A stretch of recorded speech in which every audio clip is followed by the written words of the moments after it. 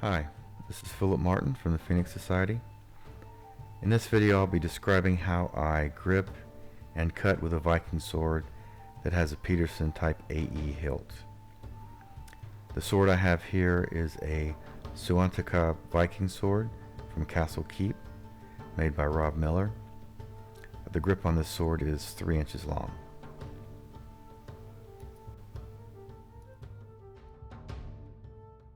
And as I'll show here, that 3-inch grip is about an inch shorter than the width of my hand. So if I try to form a hammer grip, the corner of that pommel digs into my palm, and if I try to put my thumb on the blade, it's even worse. But if I put the pommel flat against my palm, which results in my index finger and thumb being off at a 45-degree angle to the blade, then the grip is very comfortable and I actually have a little bit of spare room. Here I'm using the palm of my hand to maintain the edge alignment during the cut. It does feel a bit strange not using index finger or thumb to help with edge alignment, but as you can see, I'm not having any trouble achieving those 45-degree angle cuts to the mats.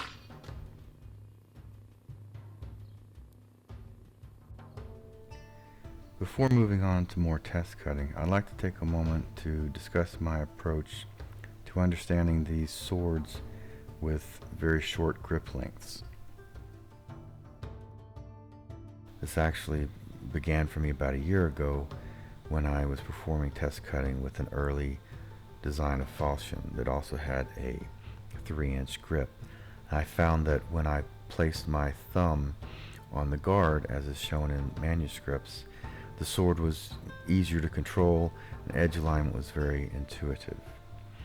These swords with short grips, like the one here found at Suontaka, force you to try and understand how your hand will interface with the hilt components, because there's simply not enough room on the grip for you to form the type of grip that you would use with, let's say, a later medieval arming sword. And the sword from Suontaka was not even the shortest grip. Here, a sword from Langid, Norway, had a grip that was only 2 3/4 inches long.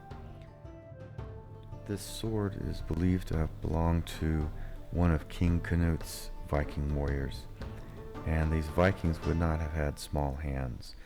So understanding how their hands would interface with this grip, and I believe the pommel in particular, is key to understanding how these swords would have been used.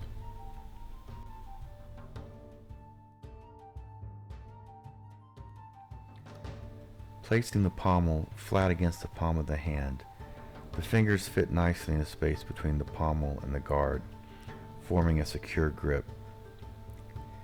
The hilt does not shift during cutting. A firm grip is maintained to enable powerful and precise cuts.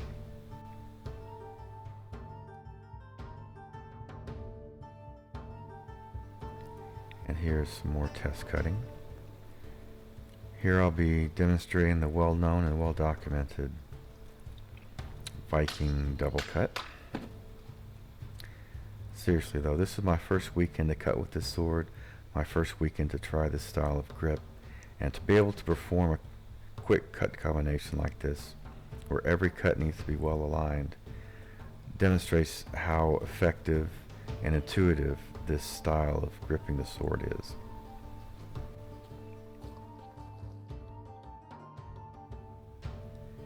As I wrap up this video, I'd like to share some final thoughts on the sword that I used. I was very impressed with this sword from Castle Keep. I particularly appreciated the historically accurate grip length. Some other reproductions of this sword by both low-end and high-end sword manufacturers use grip lengths that are overly long, and that allows the sword to be used to be gripped in a fashion that it was never historically intended to be.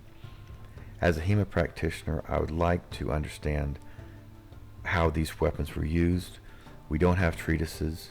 We have a few depictions and tapestries and illustrations, but one of the main sources we have are the weapons. And the historically accurate grip can tell you a lot about how the sword should be used. This is a very interesting and exciting topic for me. I hope you found this video useful. Hope you enjoyed it, and thank you very much for watching.